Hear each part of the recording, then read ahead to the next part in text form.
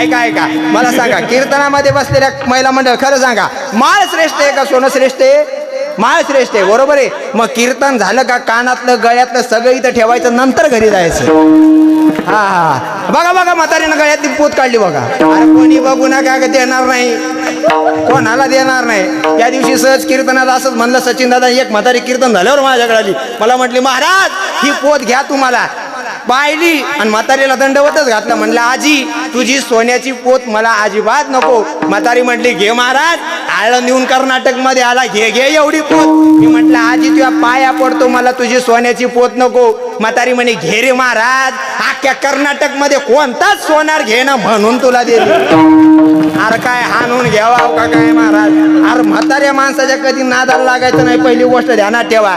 एक म्हातारी महाराज निलंग्यावरून मानकेश्वर, निलंगा मानकेश्वर, निलंगा मानकेश्वर दररोज एसटीनं 3 महिने प्रवास करत होती सचिन दादा. किती महिने?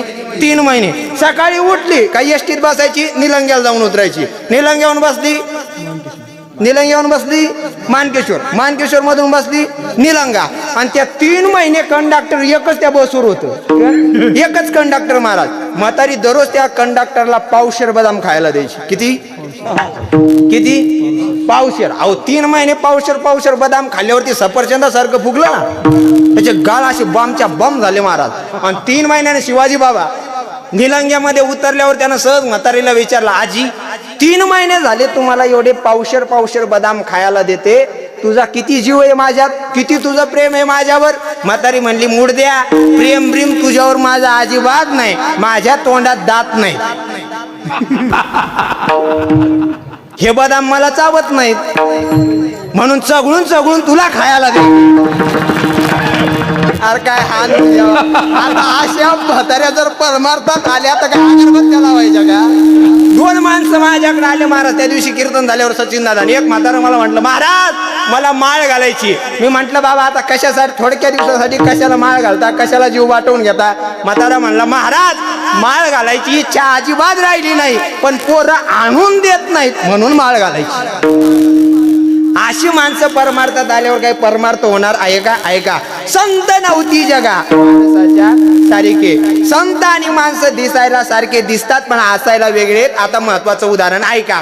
कोकिळा आणि कावळा शेजारी शेजारी बसते तर कोणते कोकिळा आणि कोणता कावळा आपल्याला कळत नाही. का कळत नाही त्याचं कारण महाराज सांगतात, कोकिळा काळी आहे आणि कावळा सुद्धा काळा आहे. कोकिळा काळी आणि कावळा सुद्धा काळा आहे, त्याच्यामुळं दोघांमधला फरक आम्हाला जाणवत नाही. बरं महाराज, कोकिळा आणि कावळा जरी सारखे दिसायला दिसत असतील पण आम्हाला या दोघांमधला फरक ओळखायचा असेल तर काय करावं लागेल? गायत्री कोकिळा वसंतेची. वसंत ऋतू आला का कोकिळा गायन करते आणि कावळा केव्हाही गातो. वसंत ऋतू आला की कोकिळा ती कोकिळा आणि कावळा तो कावळा. दुसरं उदाहरण ज्ञानोबाराय देतात. हंस आणि बगळा शेजारी शेजारी बसले तर कोणता हंस आणि कोणता बगळा आपल्याला कळत नाही. का कळत नाही हो?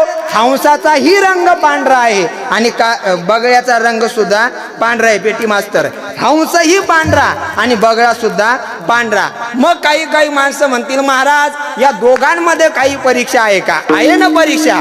दूध आणि पाणी एकत्र करून तुम्ही हंसा पुढे ठेवा, हंस पाणी पाणी पितो आणि दूध दूध सोडून देतो.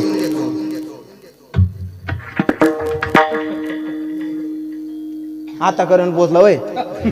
अरे सप्ताह झाला तरी आता त्या दिवशी एक बाबा कीर्तन काय झालं महाराज त्या दिवशी का कीर्तनात 2 म्हातारे कीर्तन झाल्यावर हसले. मी म्हटलं बाबा आता कोण हसले? तुम्ही सुरुवात सांगितलेला विनोद आम्हाला आता समजला. अरे ऐका, हंसा पुढे दूध आणि पाणी एकत्र करून ठेवा, हंस दूध दूध पितो आणि पाणी पाणी सोडून देतो. बरं महाराज, तेच दूध पाणी एकत्र करून तुम्ही बरोबर 9:45 वाजता बगळ्या पुढे ठेवा. बगळा दूधही पितो आणि पाणीही पितो. कोण? बगळा. कोणता बगळा? पांढरा बगळा. सप्त्याला गेला का दूध घेतो, कॉफी घेतो. कोण? आमच्यावर घेतलं का बरं हाजू देतो आहे का नाही? आहे का नाही? ऐका, दूध आणि पाणी एकत्र आलं का हंस तो हंस आणि बगळा तो बगळा. आता तिसरं उदाहरण खूप गोडे, लक्षपूर्वक ऐका. लांबून पाहिलं का गारा हिऱ्यासारख्या चमकतात. लांबून पाहिलं का गारा हिऱ्यासारख्या चमकतात. शिवाजी बाबा आपल्या भागात पुणे जिल्ह्यात एक म्हण आहे, दूर से देखा तो हीरा चमक रहा था, पास जाकर देखा तो टकला नहाराता. तुमच्या इकडे पण असेल आहे का नाही? आहे का? लांबून पाहिलं का गारा हिऱ्यासारख्या चमकतात, पण कुठपर्यंत चमकतात हो? जोपर्यंत घनाची आणि आयरनची गाठ पडत नाही तोपर्यंत गारा हिऱ्यासारख्या चमकतात. तुम्ही हिरा आयरनीवर ठेवा, वरून घनानं मारा, हिरा फुटत नाही. हिरा फुटत नाही. हिऱ्यावर जर वरून घनानं वार केला तर हिरा आयरनीत घुसतो, पण हिरा ठेवी